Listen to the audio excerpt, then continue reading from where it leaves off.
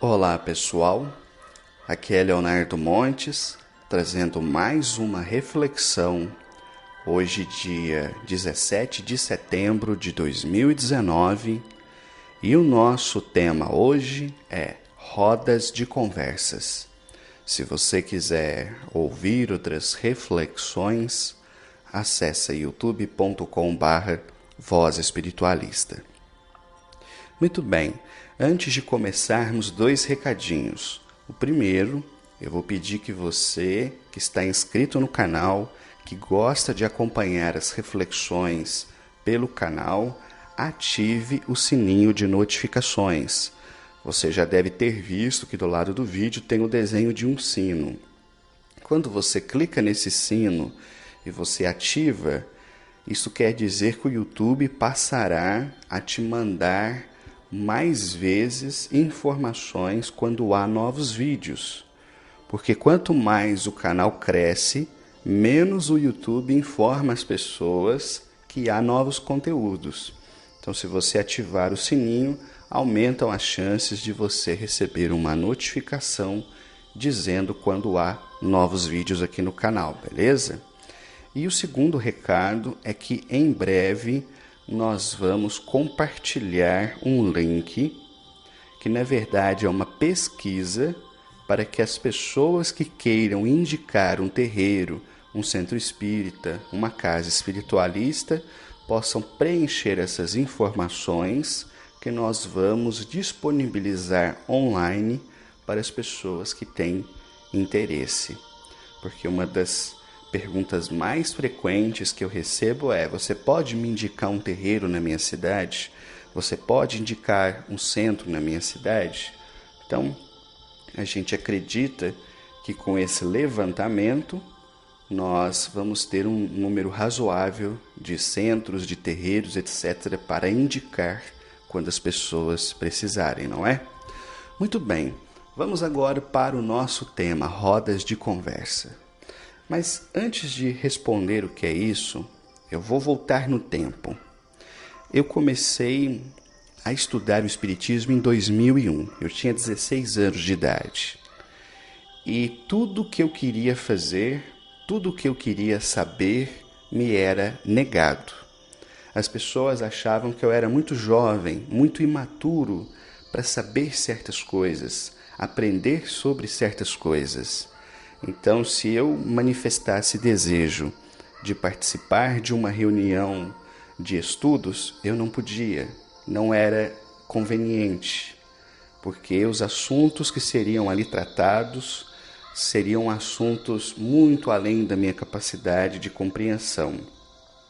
Aí eles me jogavam para as turmas de mocidade, onde eu olhava para os membros e não via o mesmo interesse que eu via. Então eu me sentia deslocado pela segunda vez.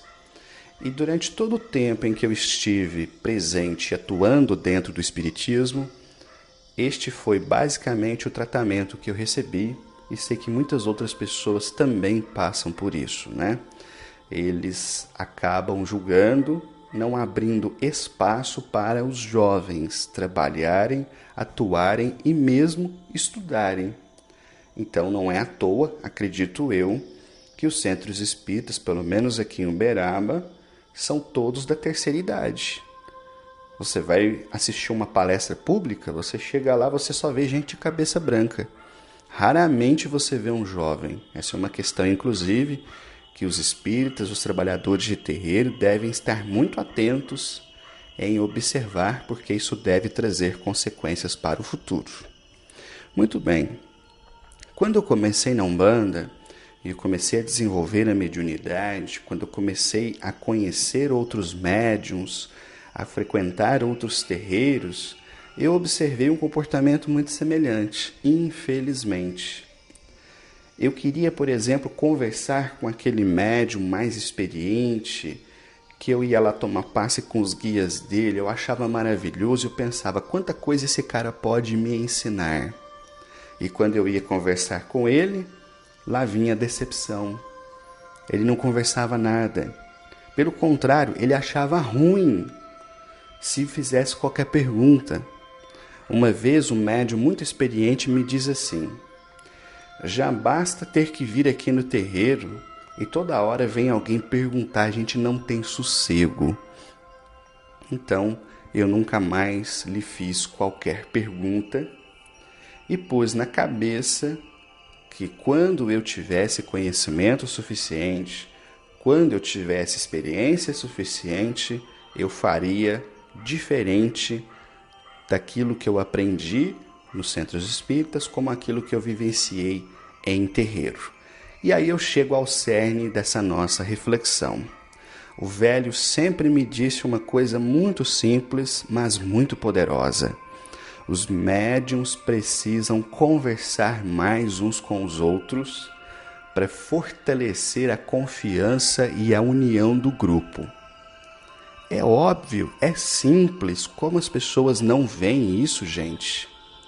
Quando a pessoa começa a fazer o desenvolvimento da sua mediunidade, vem um turbilhão de perguntas na sua cabeça, vem 1 milhão de ansiedades, 1 milhão de incertezas.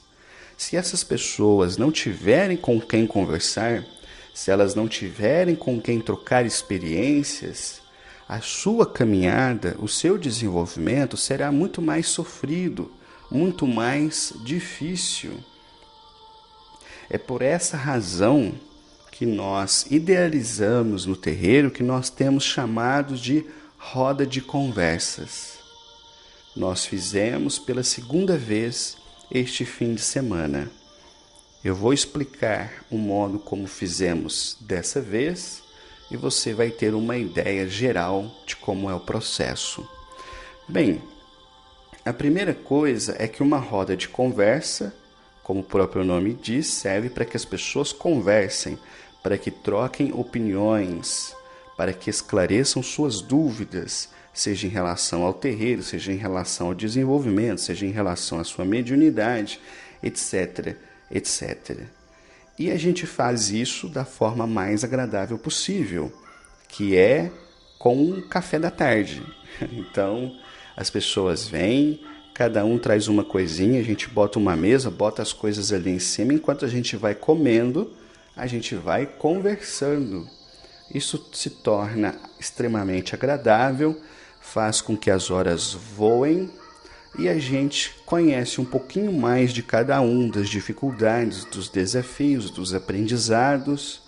E isso, sem dúvida, é extremamente importante para quem está começando.